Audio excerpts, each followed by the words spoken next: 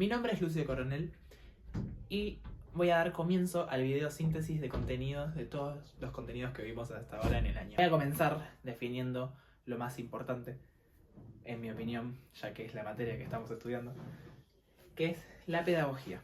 Tenemos que entender qué es la pedagogía. La pedagogía es la ciencia de la educación, es una ciencia de educación que tiene como objetivo mejorar las prácticas educativas. Para eso, analiza, problematiza y reflexiona sobre los hechos educativos de a diario. Nos ofrece un vocabulario. También, la pedagogía es la madre de todas las ciencias de la educación. La pedagogía como una ciencia tiene un objeto de estudio y un objetivo.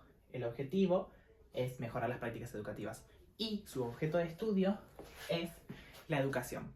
Por eso es muy importante también que entendamos qué es la educación. Según el texto de Silvina Giltz, la educación es un fenómeno necesario para la supervivencia del ser humano. ¿Qué quiere decir esto? O sea, es inherente al mismo ser humano para que éste se pueda perpetuar a lo largo del tiempo, ya que sin educación no se pueden transmitir estos conocimientos que ya vienen acumulados a lo largo de la historia. Entonces la humanidad, la sociedad no se puede perpetuar en el tiempo. Es una práctica social que es una acción, una práctica es una acción que requiere de una decisión, de una toma de decisión.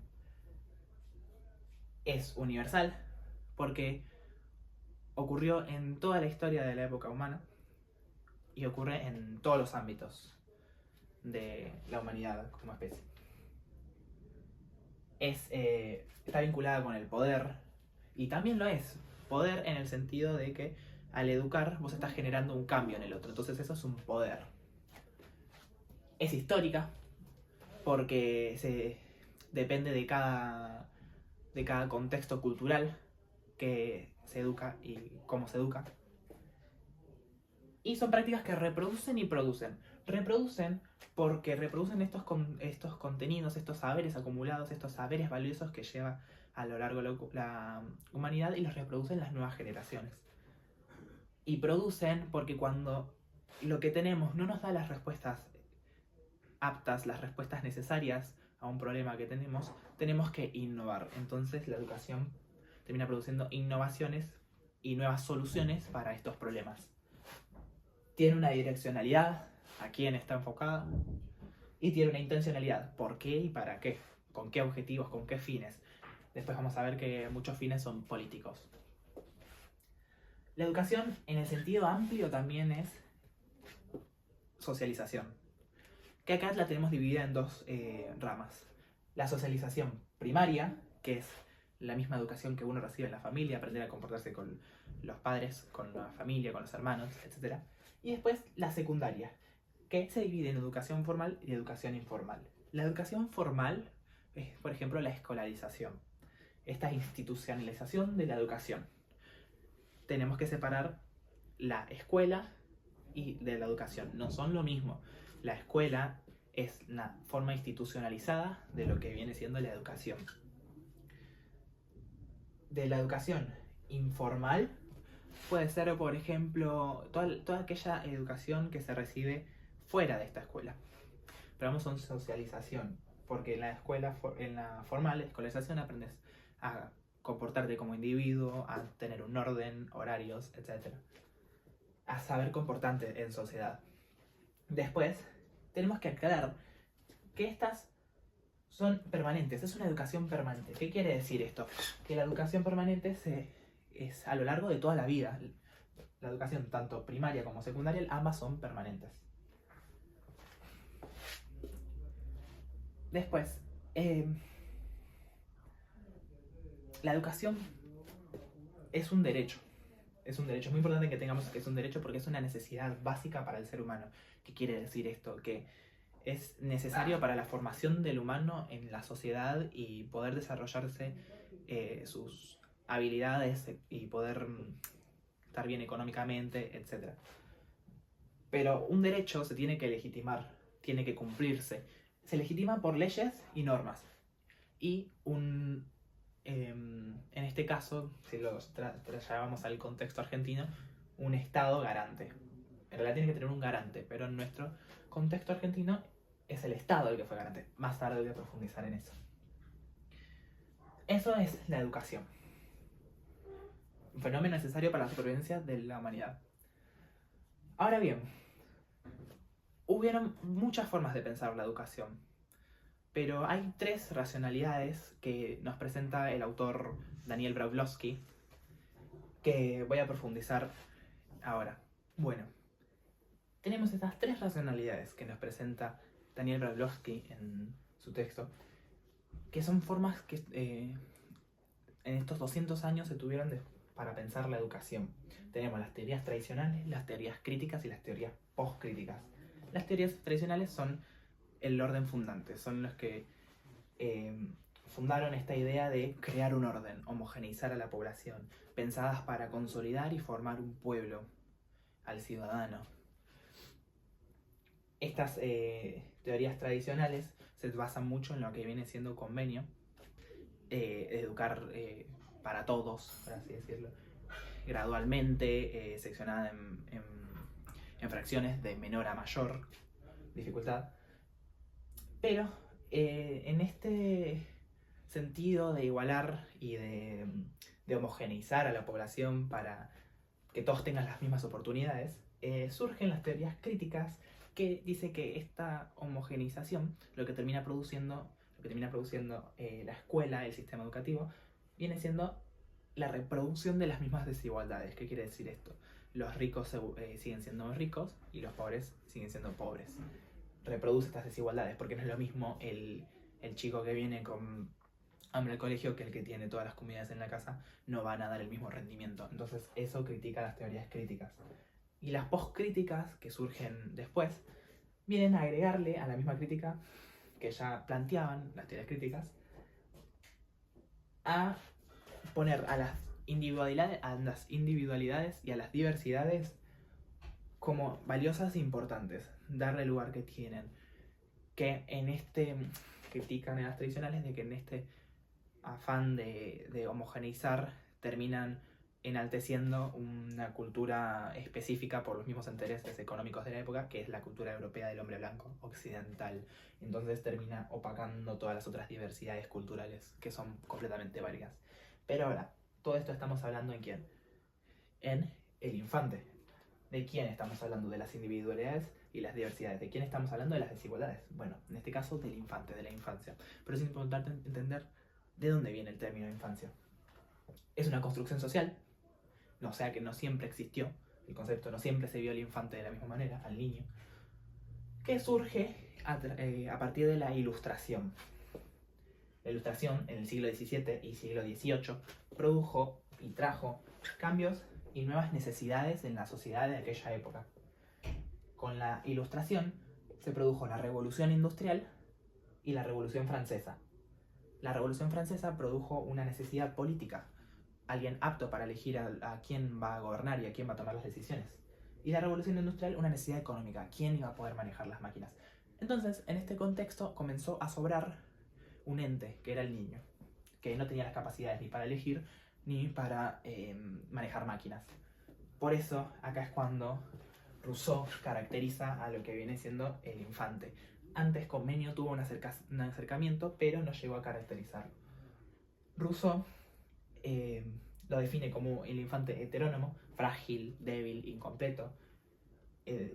Tenemos el término educabilidad, todo lo puede aprender, o sea, todo lo que no es el infante, y todo lo puede aprender.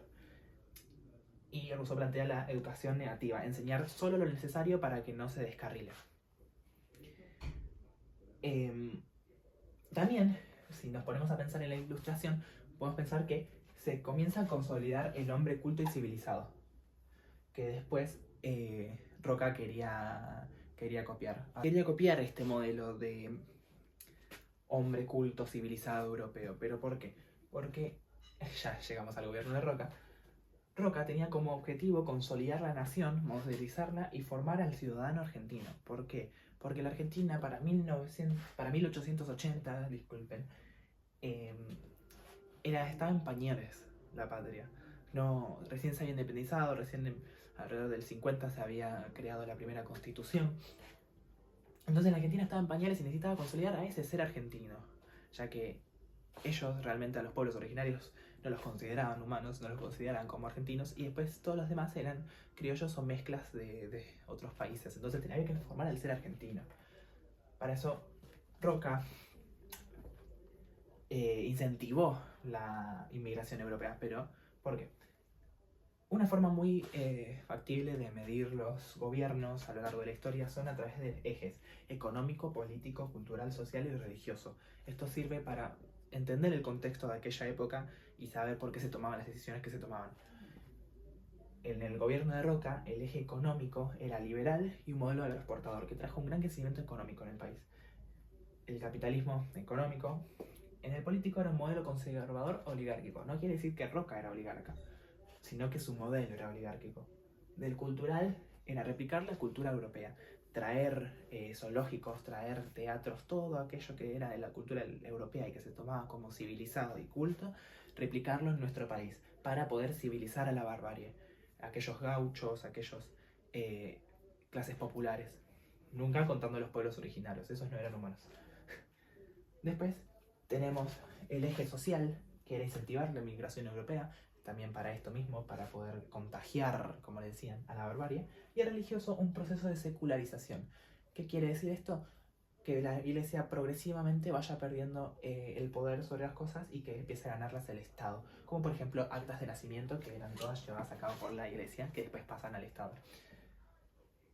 Toda esta inmigración europea que trajo Roca, al principio le ofrecían tierras, portadores de tierras a la gente europea. Venían las clases pudientes, las clases con dinero, y se encontraban con que tenían que venir a trabajar la tierra, no les daban la tierra, entonces se volvieron. Y así terminó viniendo la clase del sur. Todos los del sur de Italia, el sur de España, comenzó a llegar al país para poder trabajar en las tierras y tener una mejor vida.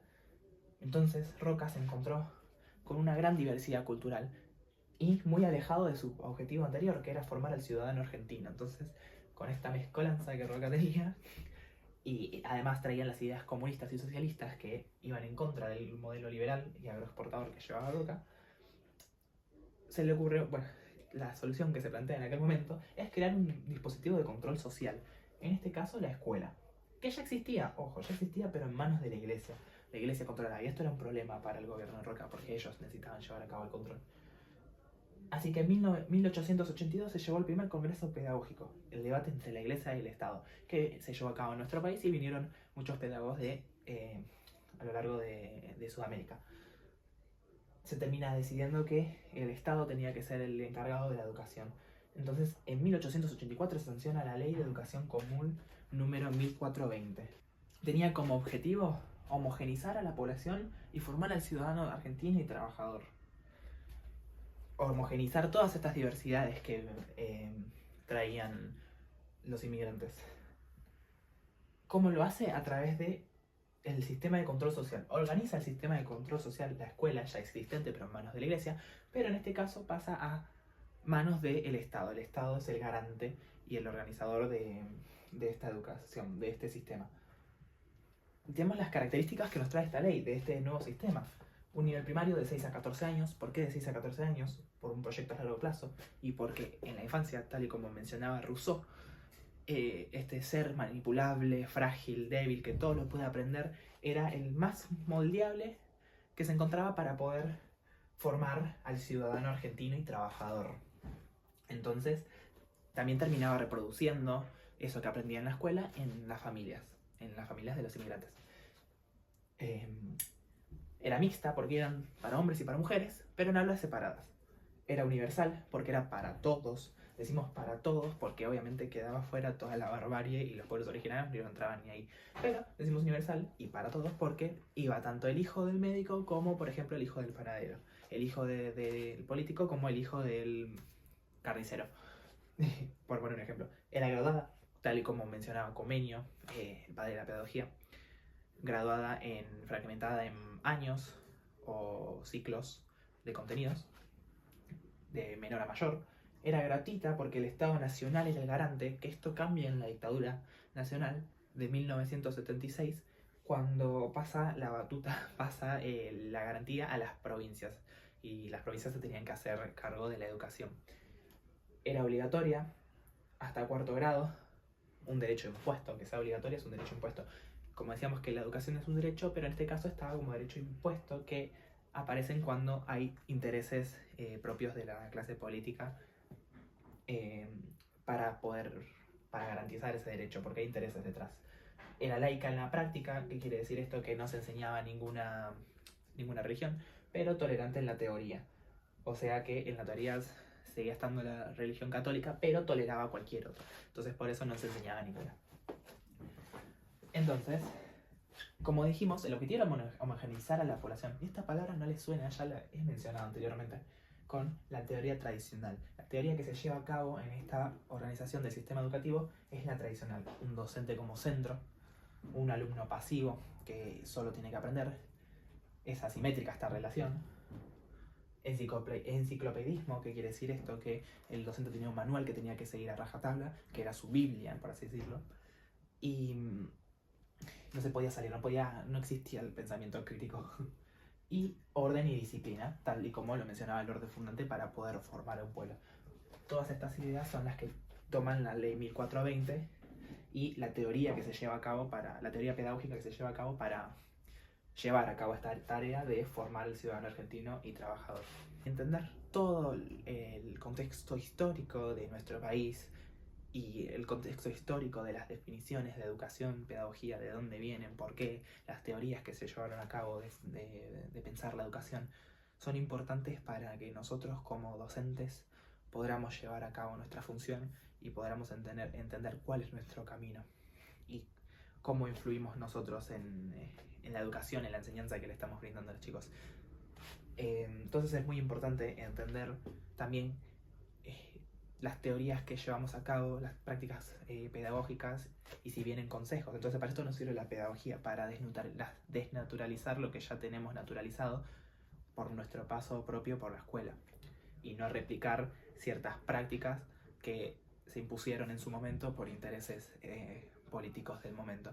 Entonces es muy importante conocer la historia, es muy importante saber la pedagogía, conocer el vocabulario también para encontrar las palabras claves, las palabras específicas que nos permiten plantear todas estas ideas de una manera mucho más ordenada y entendible. Entonces por eso es tan importante entender y por eso es tan importante que la pedagogía esté en la formación del docente para lograr mejorar las prácticas educativas. Gracias.